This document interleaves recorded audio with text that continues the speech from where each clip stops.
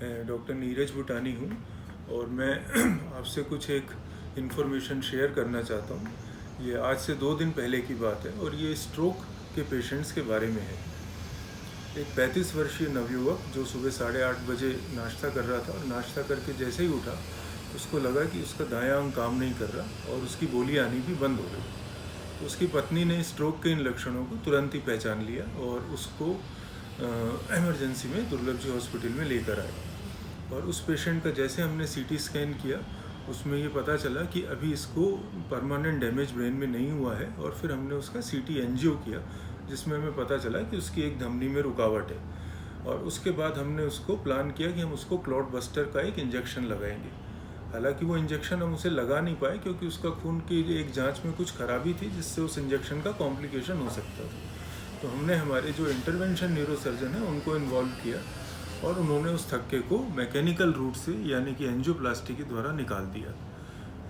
और ऐसा ही एक दूसरा पेशेंट था जो इसी के 4-5 घंटे बाद हमारे पास आया। ये मरीज एक 70 वर्ष का बुजुर्ग था और इसे भी सिमिलर ही तरह के लक्षण हुए कि अचानक इनके दाएं अंग में लकवा मार गया, काम करना बंद कर दिया, आवाज़ चली गई। इनके बच्चे भी इन्हें तुरंत ही दुर्लभ जी अस्पताल में ले आए। जैसे ये अस्पताल में आए हमें लगा ये स्ट्रोक है।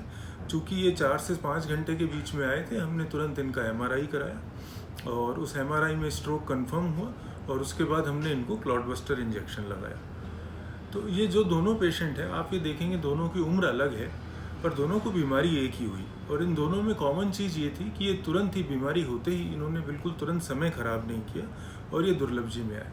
एक का इलाज क्लॉट बस्टर इंजेक्शन के द्वारा हुआ, दूसरे का इलाज एंजियोप्लास्टी के द्वारा हुआ। और दोनों ही पेशेंट काफ़ी हद तक करीब 90% तक ठीक हो गए लकवे से 12 से 16 घंटे के अंदर अंदर ही। तो ये एक बड़े महत्वपूर्ण जानकारी मैं आपके साथ साझा करना चाहता हूँ कि अगर किसी को स्ट्रोक हो और वो तुरंत किसी ऐसे अस्पताल में आ जाए जो स्ट्रोक के लिए रेडी है और क्लॉट बस्टर इंजेक्शन या एंजियोप्लास्टी कर सकता है तो काफ़ी हद तक लकवा ठीक हो सकता है। और अगर ऐसा हम नहीं करते हैं तो फिर ये लकवा पक्का हो जाता है और फिर ये ठीक नहीं होता और फिर लोग वर्षों तक भटकते रहते हैं, इलाज कराते रहते हैं, पर उसके बावजूद भी अपनी नॉर्मल दिनचर्या में वापस नहीं आ सकते।